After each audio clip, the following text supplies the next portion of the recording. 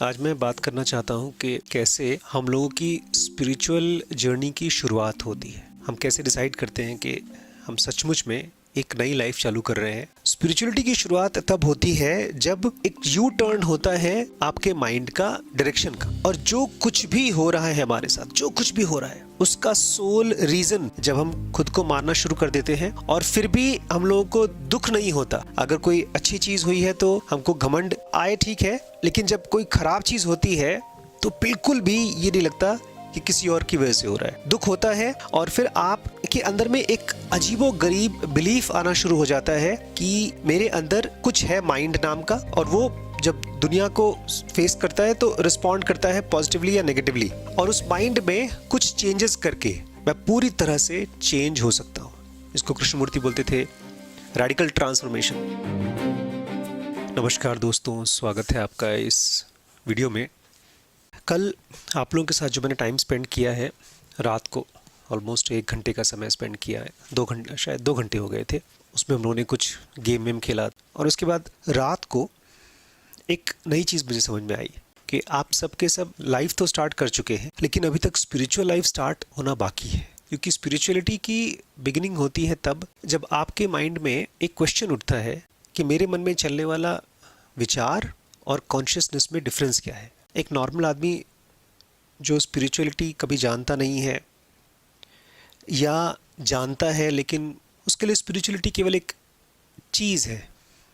जैसे हम कोई भी चीज़ जानते हैं, फिल्मों के बारे में जानते हैं, आर्टिकल पढ़ते हैं, टेक्नोलॉजी के बारे में पढ़ते हैं, बट हम टेक्नोलॉजी के बारे में पढ़ कर के थोड़ी कहते हैं कि हम टेक्नोलॉजिस्ट हैं।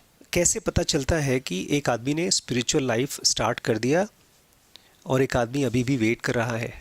ये डिफरेंस कैसे मालूम पड़ता है? क्योंकि कल मैं जब आप चारों को देख रहा था ना खेलते हुए, बड़ी मम्मी को भी देख रहा था, मैं खुद को भी देख रहा था, तो मुझे एक बहुत बड़ा कंट्रास्ट दिखाई दिया।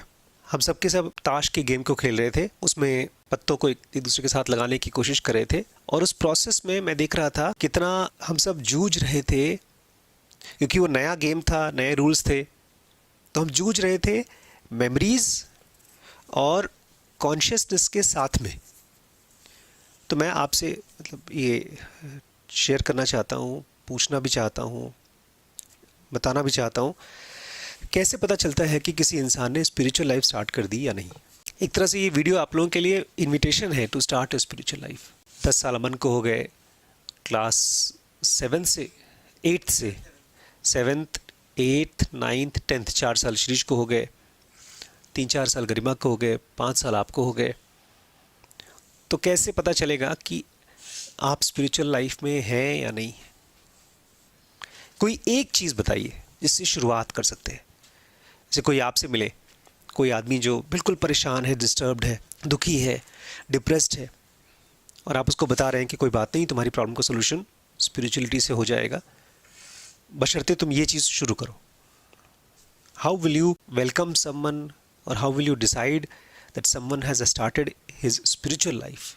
ब्रीदिंग पर, थॉट्स पे ध्यान देगा। इसका मतलब ये है कि अगर कोई आदमी, जैसे आप लोग हैं, आपस में ब्रीदिंग और थॉट्स पे ध्यान दे रहे हैं, तो आप लोगों की स्पिरिचुअल लाइफ स्टार्ट हो चुकी है।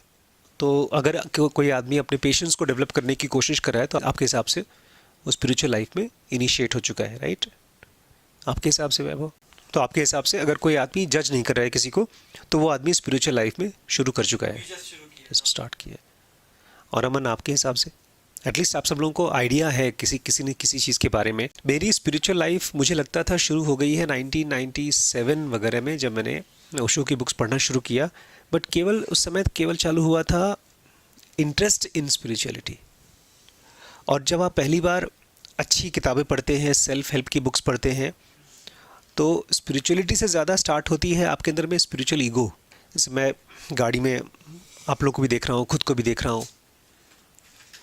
स्पिरिचुअलिटी की शुरुआत तब होती है जब एक यू टर्न होता है आपके माइंड का, डायरेक्शन का, और जो कुछ भी हो रहा है हमारे साथ, जो कुछ भी हो रहा है उसका सोल रीज़न जब हम खुद को मारना शुरू कर देते हैं और फिर भी हम लोगों को दुख नहीं होता। अगर कोई अच्छी चीज़ हुई है तो हमको घमंड आए, ठीक है, लेकिन जब कोई ख़राब चीज़ होती है तो बिल्कुल भी ये नहीं लगता कि किसी और की वजह से हो रहा है। दुख होता है और फिर आप कि अंदर में एक अजीबो गरीब बिलीफ आना शुरू हो जाता है कि मेरे अंदर कुछ है माइंड नाम का, और वो जब दुनिया को फेस करता है तो रिस्पॉन्ड करता है पॉजिटिवली या नेगेटिवली, और उस माइंड में कुछ चेंजेस करके मैं पूरी तरह से चेंज हो सकता हूँ। इसको कृष्णमूर्ति बोलते थे रेडिकल ट्रांसफॉर्मेशन। अगर ये चीज़ नहीं हुआ है तो हम इंटरेस्टेड हैं स्पिरिचुअलिटी में, बट स्पिरिचुअल लाइफ शुरू नहीं हुई है। मैं फिर से रिपीट करता हूँ, जिसको ये पता चल गया है, बिलीफ हो गया है कि हमारे अंदर में एक माइंड है और कोई और भी चीज़ है हमारे अंदर ही, बाहर नहीं। हमारे अंदर में एक माइंड है और कोई और चीज़ है हमारे अंदर ही, और जो कुछ भी बाहर हो रहा है, कोई अच्छी चीज़ हो रही है, ख़राब चीज़ हो रही है, हमारा यूट्यूब का चैनल बन रहा है, मोनेटाइजेशन हो रहा है, नहीं बन रहा है, डिफ़िकल्टीज़ आ रही हैं, जो कुछ भी हो रहा है वो सब कुछ माइंड के ऊपर गिरता है, माइंड उसको रिस्पॉन्ड करता है। लेकिन इन सब चीज़ों का कारण हमारे अंदर कोई ऐसी चीज़ है जो माइंड के चेंज होने के बाद पूरी तरह से हमारे कंट्रोल में आ सकती है। जिस आदमी को ये दिखना शुरू हो जाता है कि complete responsibility is inside me, और ये उसको कोई याद नहीं दिलाता, उसको याद रहता है, कभी कभी भूल जाता है, जब परेशान होता है, जब बीमार होता है, जब सोता है तो बिल्कुल ही भूल जाता है। अदरवाइज़ उसको 24 घंटे ये पता होता है, जैसे उसके पर्स में पैसे हैं, उसका फ़ोन उसकी जेब में है कि नहीं, बैटरी चार्ज हुई है कि नहीं।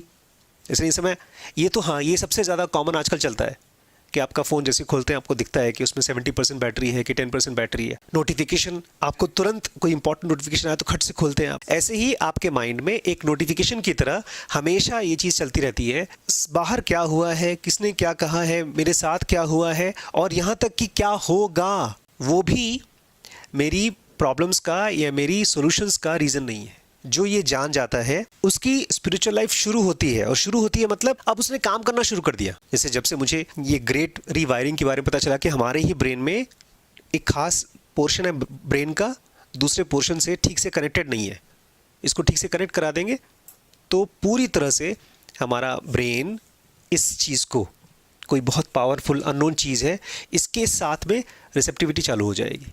जिसको ये पता चल जाता है उसकी स्पिरिचुअल लाइफ 24 घंटे चल रही है। तो इसके लिए कर क्या सकते हैं? अपनी स्पिरिचुअल लाइफ के बारे में पता चल गया, चलो एक अंदर में कॉन्शियसनेस है, कॉन्शियसनेस की स्ट्रीम है, और स्ट्रीम पावरफुल है, हर चीज़ का कंट्रोल कर सकती है, हर चीज़ को अपने हिसाब से चेंज कर सकती है, और कॉन्शियसनेस को पाने के लिए माइंड के साथ कुछ करना पड़ेगा। तो अब क्या करें? स्पिरिचुअल लाइफ की शुरुआत हो गई, आपको पता चल गया, अब क्या करें? क्या कर सकते हैं दिन में 1 बार या दिन में 10 बार या दिन में 24 घंटे कि मेरी स्पिरिचुअल लाइफ चलती रहे, रुके ना? देखिए, आप तो इंस्टेंट हैबिट चेंज करने की बात कर रहे हैं, क्योंकि मैं देख रहा हूँ कि बाथरूम में फ़ोन ले जाना अब तो कॉमन सी चीज़ है।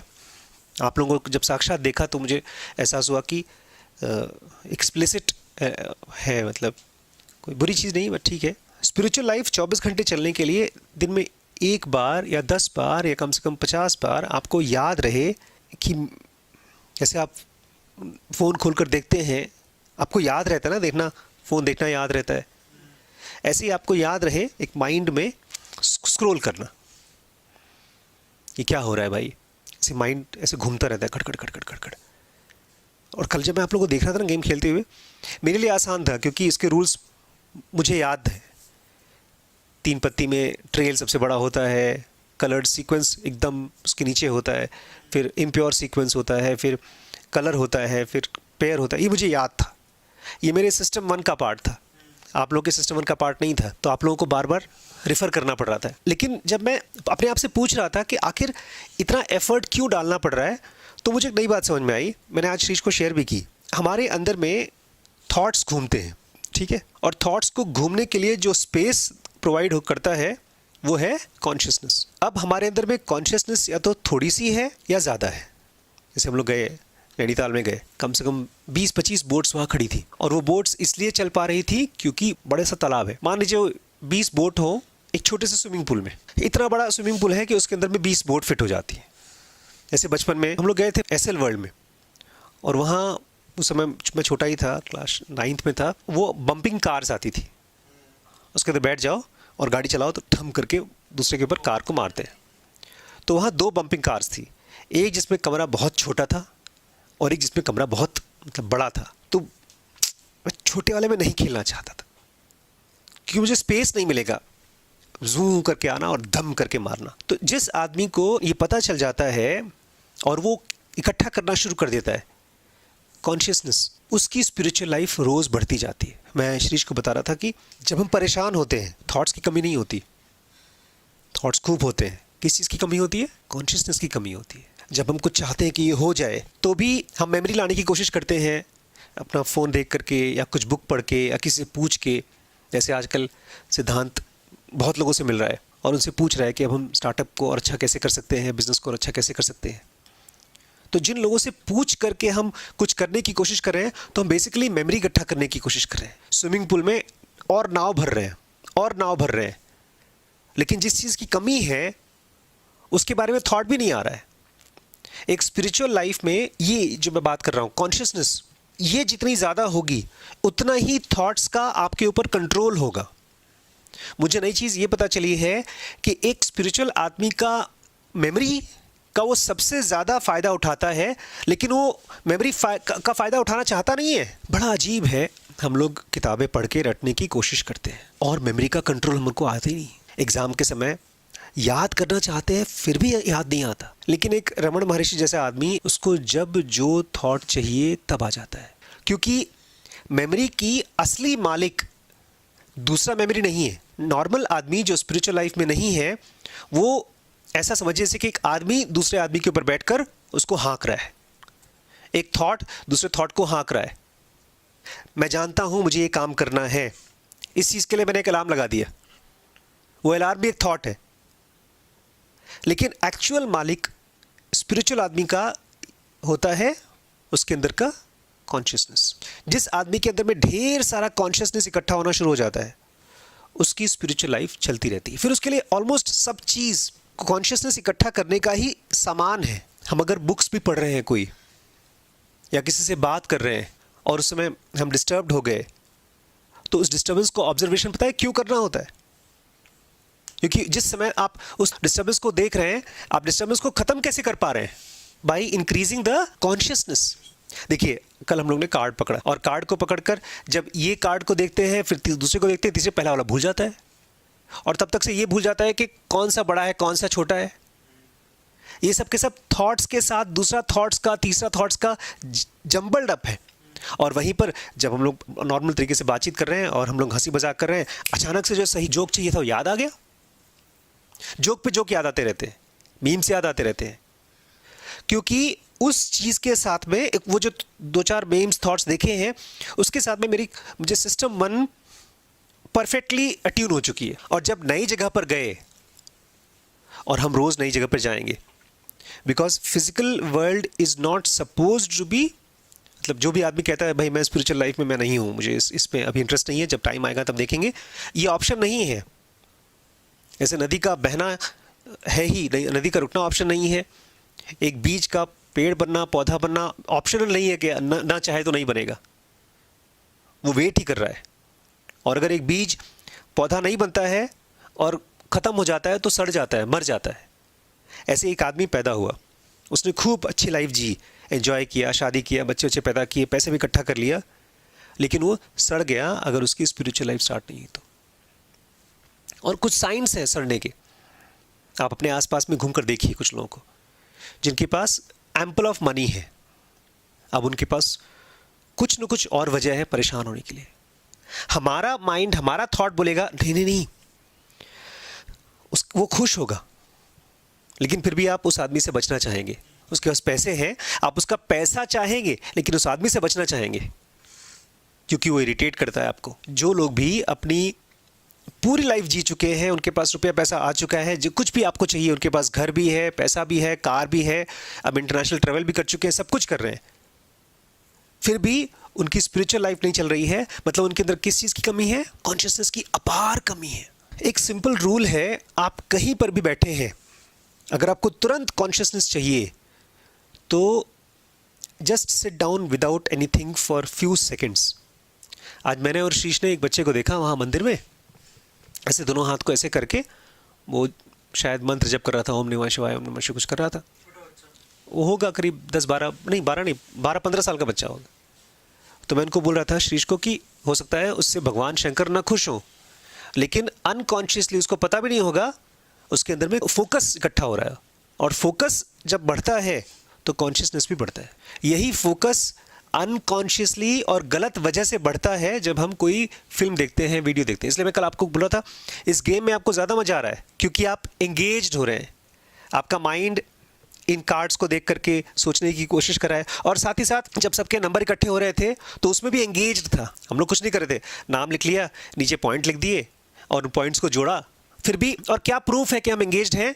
हमारे इमोशंस। हमको 3 इक्के आ गए, थोड़ी खुशी हो रही है, और यहाँ तक कि दुखी होना भी अच्छा लग रहा है, बिकॉज ऑप्शनल है, क्या पता हम खुश हो जाएं। लेकिन उस पूरे प्रोसेस में, किसी भी गेम में एंजॉयमेंट कब आता है? जब आप एंगेज्ड होते हैं, और एंगेज्ड होते हैं इसका मतलब अनकॉन्शियसली आपके अंदर में एक स्ट्रीम ऑफ कॉन्शियसनेस आ रही है। हम लोग जब भी किसी भी चीज़ में एंगेज्ड होते हैं कॉन्शियसनेस होती है। जब 2 दोस्त बात कर रहे हैं, मैं फिर से बोलता हूँ, एक बार सुनिए।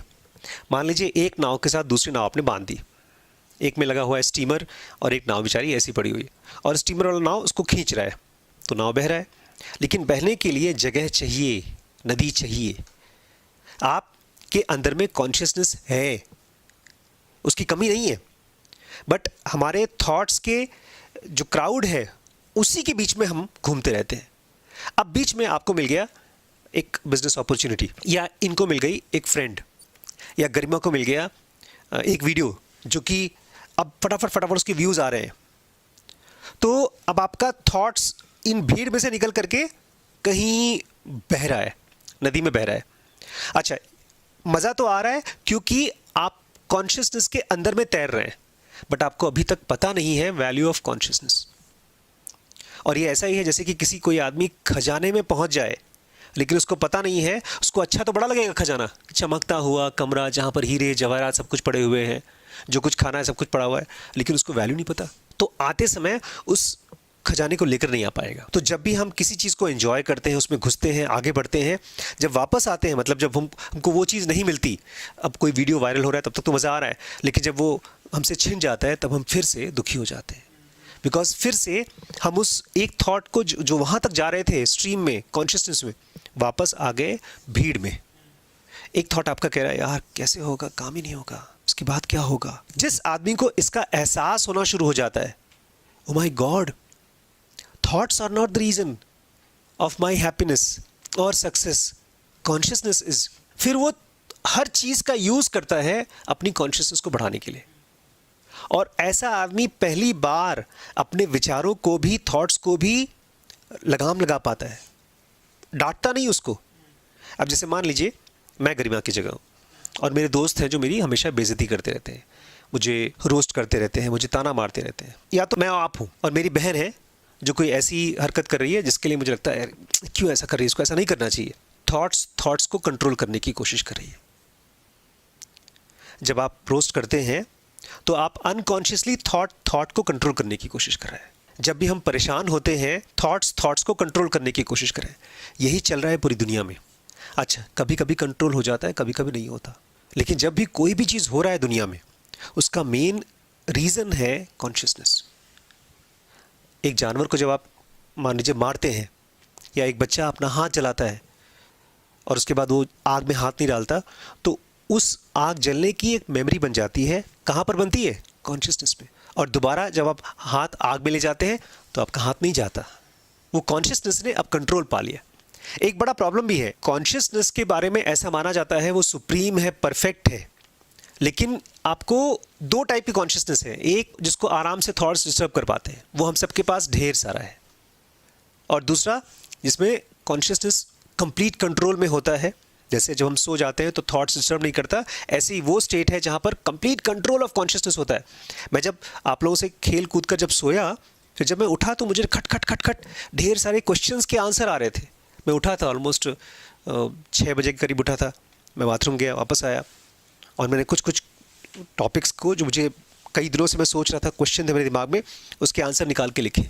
अब ये सारे के सारे आंसर कहाँ से आ रहे हैं? ये कॉन्शियसनेस में आ रहे हैं, हायर कॉन्शियसनेस में से, जहाँ वो जानती है कि किस प्रॉब्लम का क्या सोल्यूशन है। ये तो हमने पढ़ा था ज़ुनोगा में, सेक्शन 2B में 3 चीज़ें होती हैं: कॉन्सेंट्रेशन, मेडिटेशन, इंट्यूशन।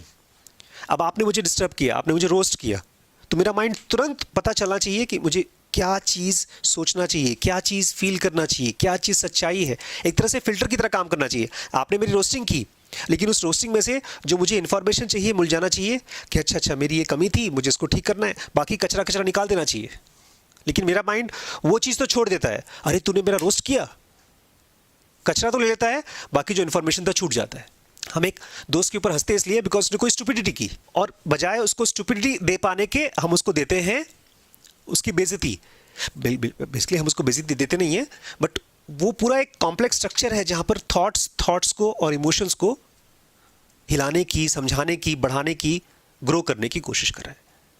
और जो स्पिरिचुअल आदमी हो जाता है, इसकी स्पिरिचुअल जर्नी स्टार्ट हो जाती है, उसके लिए हर एक opportunity is an opportunity to grow your consciousness. अभी मैं शाम को जब आप लोग गए वहाँ खाना खाने के लिए, सबवे गए, तो मैंने मम्मी से बोला मैंने एक दुकान देखी है, वहाँ पर मुझे जाना है। मम्मी ने कहा नहीं वहाँ नहीं जाना, तुम बैठो यहीं पर मेरे साथ, मैं तुम्हारी वाइफ हूँ, हम दोनों ही बैठेंगे। नहीं मेरे साथ वहाँ एक दूसरा शॉप है, वहाँ चलेंगे चिटपिट सामान देखने के लिए।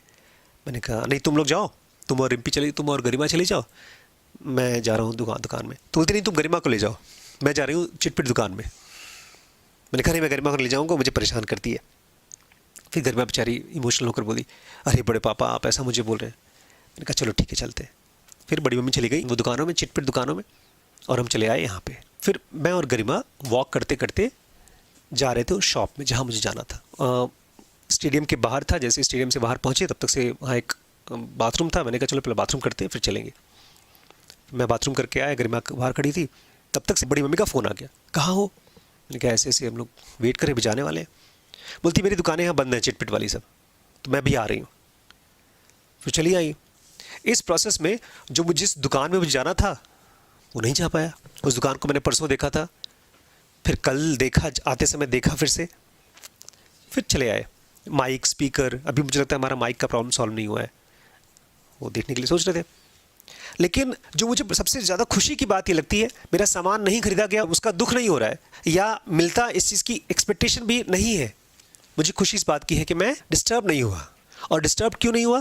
बिकॉज कहीं ना कहीं जो भी मेरे थॉट्स और इमोशंस हैं उसके आसपास में ढेर सारा कॉन्शियसनेस इकट्ठा होते जा रहा है। कॉन्शियसनेस इकट्ठा करने का दो ही तरीका है। आप फिजिकल वर्ल्ड में आराम से दीवार देखिए, सामान देखिए। आप इसलिए मत जाइए बाथरूम में फ़ोन लेकर के क्योंकि अब आपको कॉन्शियसनेस इकट्ठा करना है, ना ना। आप बाथरूम में जाकर के अगर आराम से कोई थॉट्स इकट्ठा नहीं कर रहे हैं तो आप कॉन्शियसनेस इकट्ठा कर रहे हैं। हम लोग बात कर रहे थे कैसे पॉलीमैथ बन सकते हैं, बिजनेस में सक्सेसफुल हो सकते हैं। कौन है वो? Code with Harry. उसका एक बड़ा कमाल का वीडियो था। मतलब वीडियो तो अच्छा था, एजेंट एआई के बारे में था, लेकिन उसने एक बहुत अच्छी चीज़ बोली। उसने कहा कि एजेंट एआई आ चुके हैं, सब जगह पर लोग यूज़ कर रहे हैं, लेकिन सच पूछिए तो किसी को नहीं पता है कि दुनिया कहाँ जाएगी, कितनी नौकरियाँ जाएंगी, किसको नौकरियाँ मिलेंगी, किसी को नहीं पता है। जो इनको यूज़ कर पाएगा उसको तो नौकरियां मिलेंगी, जो नहीं यूज़ कर पाएगा उसको नहीं मिलेंगी। लेकिन कौन उनको यूज़ कर पाएगा? थॉट्स नहीं यूज़ कर पाएगा। The boss is always consciousness. Consciousness क्या होती है? जो पता नहीं कैसे अननोन तरीके से चीज़ों को कनेक्ट करती है। कृष्णमूर्ति कहते थे फ्रीडम फ्रॉम द नोन। वो इनडायरेक्टली कह रहे हैं हैविंग मोर कॉन्शियसनेस। बट आप कॉन्शियसनेस को एक बनिए की तरह इकट्ठा नहीं कर सकते। चलो मैं आधे घंटे के लिए कॉन्शियसनेस इकट्ठा कर लेता हूँ, फ़ोन रख दिया, अब दीवार देख रहा हूँ, तो आपके अंदर में एंग्जाइटी रहेगी, आप परेशान होंगे। आप खाली बैठे हैं, तब तक से छोटा भाई दिख गया, तुझे पता है तूने आज मेरे साथ क्या किया है? अरे छोड़ो छोड़ो, मुझे कॉन्शियसनेस इकट्ठा करना है। बेचारी, मैं देख रहा था इसकी हालत एकदम, हालांकि मजाक ही कर रही थी, एकदम दयनीय हालत हो गई थी जब उसको पता चला कि शॉर्ट्स के व्यूज़ नहीं मिलेंगे। एक कॉन्शियसनेस जिसमें कि इमोशन क्रिएट हो गए, वाओ मेरे 4000 आवर्स पूरे हो चुके, लेकिन अचानक से वो सारा का सारा ढूंढ खत्म हो गया। ये सब का सब मैं शीश को बता रहा था, सबसे अच्छी चीज़ ये है कि हमारे अंदर में बड़ा सा तालाब है कॉन्शियसनेस का, जिसको पता चल जाता है फिर उस तालाब को और गहरा और गहरा और बड़ा करते जाता है। जो आदमी हर रोज़ अलग अलग तरीक़ों से अपने अंदर में नोन के ज़रिए अननोन इकट्ठा करता है, थॉट्स के ज़रिए कॉन्शियसनेस इकट्ठा करता है, उसकी स्पिरिचुअल लाइफ चालू हो गई। और इसके लिए फर्स्ट स्टेप ये है कि आप अपने ब्रेन के सेक्शंस को पहचानना शुरू करें। अवतार जो कि आपके गाइड हैं, मेंटर्स हैं, उनको पहचानना शुरू करें। हम लोग जिस इस पूरे साइंस को पढ़ेंगे ना, उसमें बड़ी अच्छी चीज़ बताई गई है। If I could be what my master was, life is truly grateful. If I could be what my master was, मतलब कि मैं अभी जो कुछ भी हूँ उसमें से वो महान आदमी नहीं बनना चाहता हूँ, लेकिन उस जैसी स्टेट मिल जाए तो भी बहुत बड़ी बात है। किन चीज़ों को उन्होंने वैल्यू दिया वो भी मेरे लिए वैल्यूबल हो जाए। तो कॉन्शियसनेस अपने आप में इतनी इनोसेंट और इतनी, उसको इस दुनिया से कुछ नहीं चाहिए, इसलिए वो आकर आपको नहीं बताएगी कि मुझे इकट्ठा करो, वो हमको इकट्ठा करना पड़ेगा। और उसको इकट्ठा करने के लिए you have to realise the value of it. इसलिए अपने ब्रेन के बारे में बार बार पूछिए कि मेरे ब्रेन में कौन कौन से सेक्शंस हैं, इस समय मैं कौन से सेक्शन में हूँ। अभी जैसे हम कार में आ रहे थे, बड़ी मम्मी ने कहा कि ये तो बहुत ही खतरनाक चीज़ है, वो औरत बहुत लालची है। सारी प्रॉब्लम्स तो प्रॉब्लम्स की वजह से है, लेकिन सॉल्यूशंस प्रॉब्लम्स में नहीं है। और जो लोग केवल प्रॉब्लम्स में से सॉल्यूशन निकालने की कोशिश करते हैं वो और कॉम्प्लेक्स कर देते हैं। ये बेचारा पुतिन वही कर रहा है, ट्रंप वही कर रहा है। हमको दूर से लगता है कि हाँ सॉल्व हो रही है प्रॉब्लम, बट ट्रंप जैसा आदमी या पुतिन जैसा आदमी या कोई भी बड़ा पॉलिटिशियन जब खूब बड़ा हो जाता है, उसकी कंडीशन एकदम सड़े हुए फोड़े की तरह हो जाती है। एक बड़ा मोटा फोड़ा जो फटने को तैयार है। और क्यों बोल रहा हूँ बड़ा मोटा फोड़ा?